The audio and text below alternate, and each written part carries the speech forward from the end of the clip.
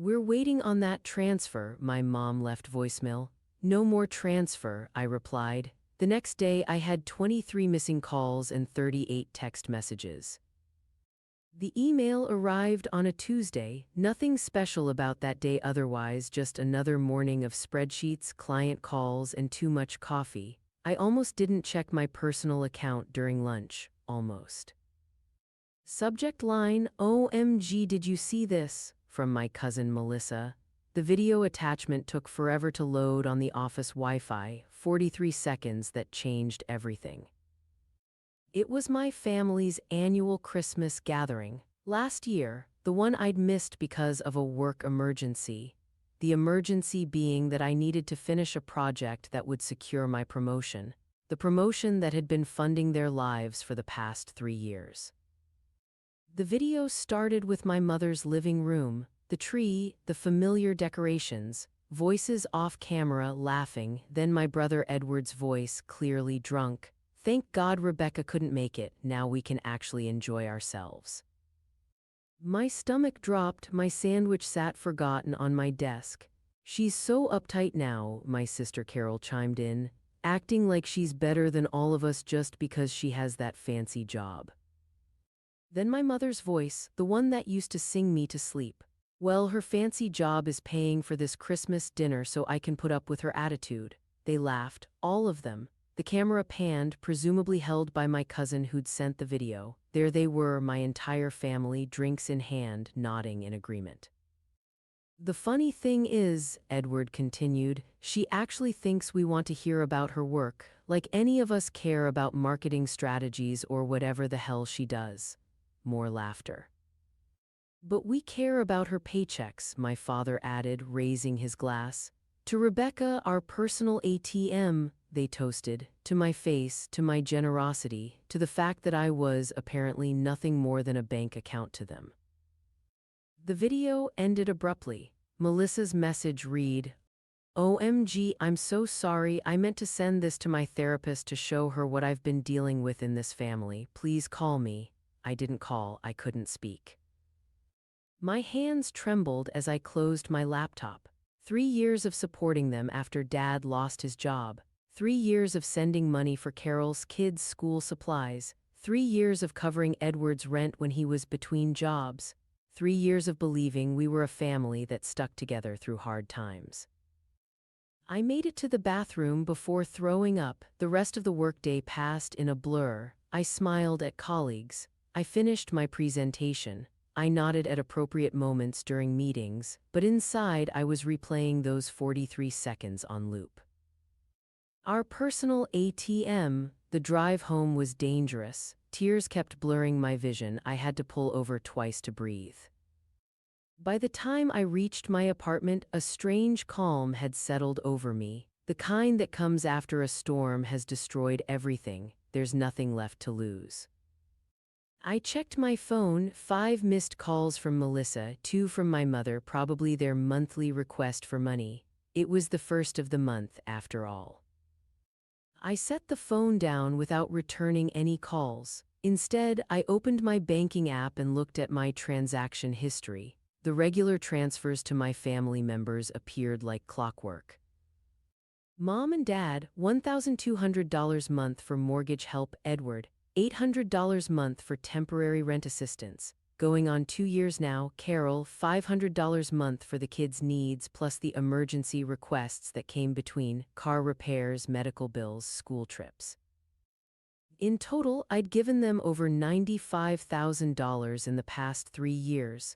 Money that could have gone toward my own dreams. The house I wanted to buy, the master's degree I'd put on hold, the vacation I hadn't taken in 4 years. I'd been living in a 1-bedroom apartment, eating ramen twice a week to maintain my family's lifestyle. My phone rang again. Mom, for the first time in my adult life, I didn't answer. Instead, I poured myself a glass of wine and made a decision. The ATM was closed, morning brought clarity, and 7 new voicemails. Rebecca, it's Mom, just checking in about this month's transfer. It hasn't come through yet. Hey sis, Edward here, got a bit of a situation with my landlord, could use an extra 300 this month, call me back. Rebecca, mom again, is everything okay? We're waiting on that transfer. Dad's blood pressure medication needs to be refilled. Each message tightened the knot in my chest. Each one confirmed what the video had shown me, not one asked how I was doing. I got ready for work methodically. Shower, clothes, coffee, like a robot performing its programmed functions, but I didn't cry again. Something had hardened inside me overnight. At lunch, I emailed my bank and canceled all recurring transfers to my family members. The relief was immediate, like setting down a heavy backpack I'd been carrying for years. Then I texted my mother, no transfer this month, need to take care of some personal financial matters. Her response came instantly, what, Rebecca, your father needs his medication, this isn't funny. I turned my phone off and finished my workday. That night, the calls escalated. My father joined in, then Carol's, then Edward. By 9 p.m., I had 23 missed calls and 38 text messages. I read them all but responded to none. How could you be so selfish? We're family. Dad could have a stroke without his medication. My landlord is threatening eviction. The guilt was suffocating. I almost caved, almost reached for my banking app to send the money. 3 years of conditioning had trained me well. But then I remembered the video, the laughter, the toast, our personal ATM. I turned my phone off again and slept better than I had in years. A week passed. I changed my phone number, created a new email address, went temporarily dark on social media. I needed space to think, to recalibrate my understanding of family, of love, of my own worth. The following Saturday, someone buzzed my apartment. I peered through the peephole to see Edward standing there looking disheveled. My heart raced, my palms sweated, but I opened the door. What the hell, Rebecca? He pushed past me into the apartment. You changed your number? Mom is losing her mind with worry. I doubted that. I needed some space. Space? He looked incredulous. You can't just cut off your family because you need space. My landlord gave me an eviction notice yesterday. No concern for me, no questions about why I might need space, just the eviction notice, the money problem. I'm sorry to hear that, I said, and I was, despite everything, I didn't want my brother homeless. Sorry doesn't pay my rent, Rebecca. He ran his hands through his hair, exasperated. Look, whatever is going on with you, can you just send the money and then deal with your, whatever this is? That's when I knew for certain I wasn't a sister to him, I was an ATM with inconvenient emotions. I can't do that, Edward, can't or won't, his face darkened.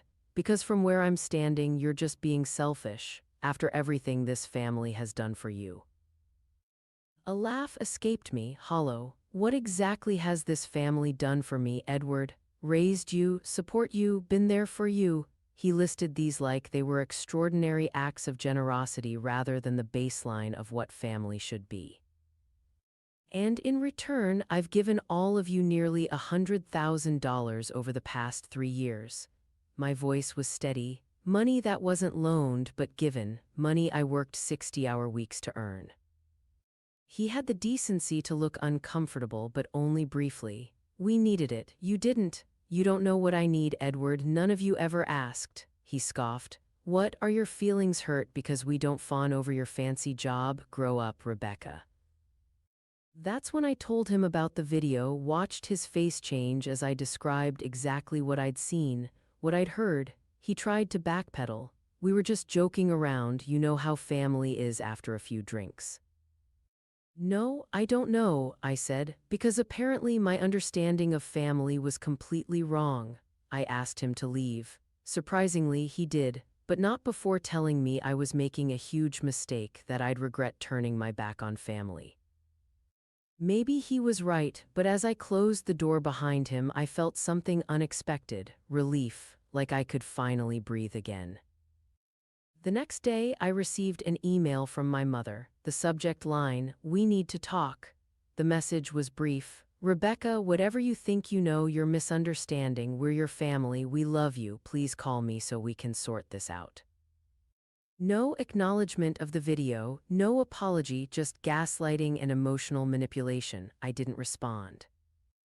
3 days later, a more desperate email arrived.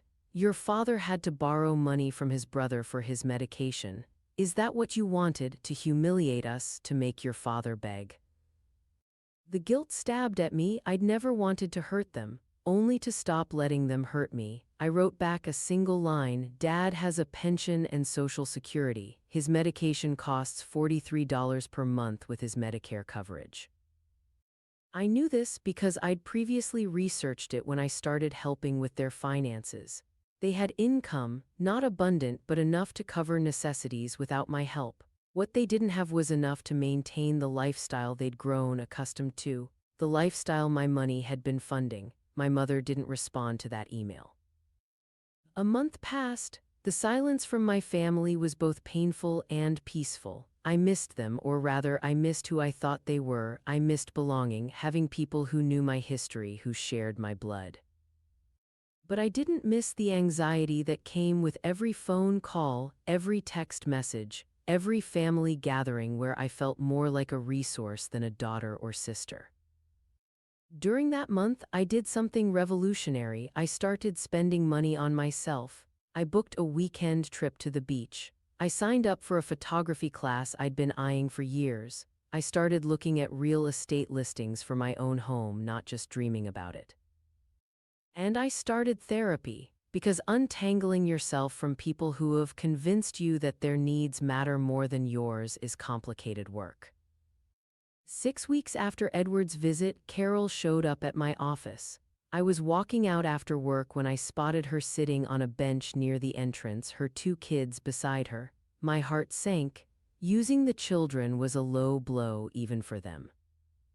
Aunt Rebecca, 8-year-old Lily, ran toward me, arms outstretched. I hugged her tight, genuinely happy to see her. The children were innocent in all this.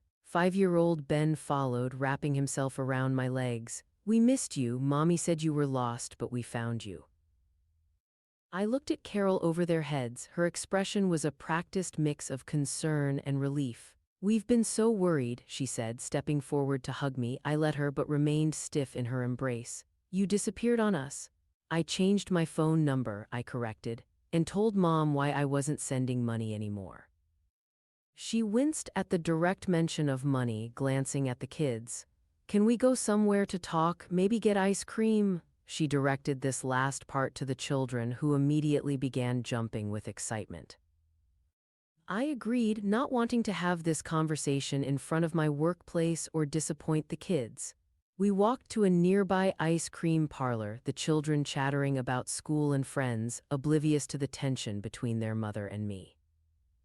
After they were settled with their cones at an outdoor table where we could see them through the window, Carol got down to business. Look, I don't know what happened between you and Mom and Edward, but I saw the video, Carol. I kept my voice low. From last Christmas. Her face fell. She recovered quickly. Oh, that, we were all just joking around, Rebecca. You know how family is. The same line Edward had used, like they'd rehearsed it. Joking about me being your ATM, about only tolerating me because of my paychecks? She had the grace to look ashamed. We'd been drinking, it was stupid. Yes, it was. I stirred my melting ice cream, no longer interested in eating it. But it was also honest, the most honest any of you have been with me in years. That's not fair, she protested. We love you. Maybe you do, I conceded, but you don't respect me or care about my well-being. You only care about what I can give you. She started to object, but I cut her off. When was the last time you asked me about my life, Carol, about my dreams, my struggles? Have you ever wondered why I live in a tiny apartment while sending your kids to private gymnastics classes? Her silence was answer enough. I would have helped if you'd actually needed it, I continued. That's what family does, but you took advantage, all of you, and you didn't even have the decency to pretend to like me while doing it. Tears filled her eyes. For a moment I thought they might be genuine until she spoke. I don't know how we're going to make it without your help, Rebecca. Ben's therapy sessions aren't covered by insurance. Lily needs braces soon. Always about the money, never about our relationship, I sighed, suddenly exhausted. You'll figure it out, Carol, the same way other families do, budgeting, making choices, taking on extra work if necessary. That's easy for you to say with your big salary. My salary that I earned by working through weekends and holidays, by pursuing higher education, by making sacrifices. I met her gaze steadily. The same opportunities have always been available to you. She scoffed. I have children. That was your choice. The words came out harsher than I intended. I softened my tone. I'm not saying it's easy. I'm saying it's not my responsibility. We sat in silence for a moment, watching the kids through the window. They were laughing, trying to catch drips from their cones. I do love you, Rebecca, Carol finally said. We all do, in our way. Their way, conditional, transactional, not the way I needed to be loved. I love you too. It was true, despite everything.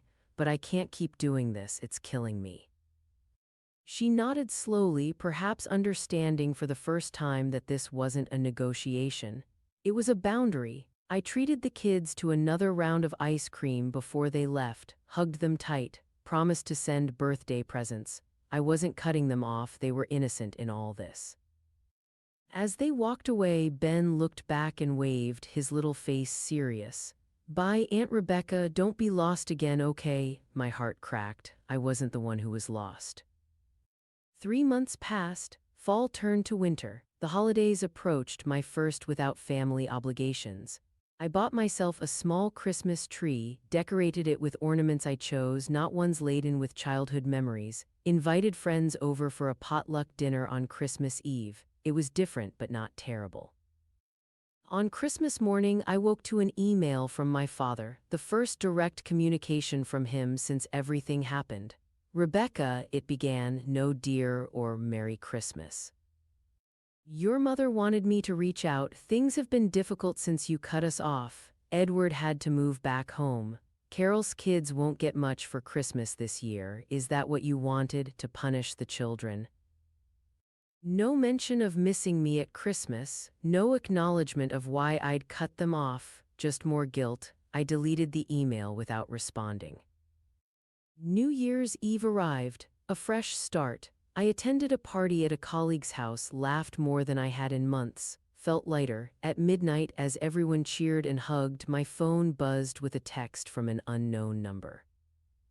It was Edward. Happy New Year, sis. I miss you. Can we talk? I'm ready to listen. I stared at the message for a long time. Was it genuine or another attempt to reestablish the financial pipeline? I decided it didn't matter. I wasn't ready to let any of them back into my life yet. Maybe someday, but not now, not until I was strong enough to maintain my boundaries. I didn't respond. I was building a life that was truly mine, not mortgaged to support others. In April, exactly 1 year after seeing the video, I received a letter from my mother, handwritten, 10 pages long. I almost didn't open it, but curiosity won out.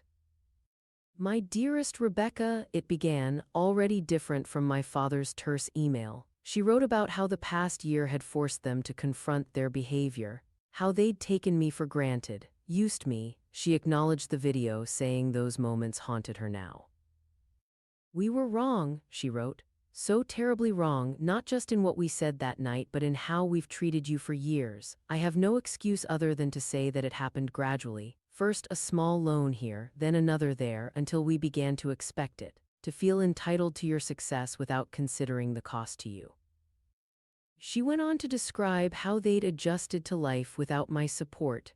Edward had taken 2 jobs and moved into a smaller apartment. Carol had started an online business selling crafts. They'd downsized their own home. We're managing, she wrote. It's been hard but necessary. We should have been doing this all along instead of depending on you. The letter continued with memories from my childhood. Good ones, times when we'd been a real family before money complicated everything. I'm not writing to ask for anything, she concluded.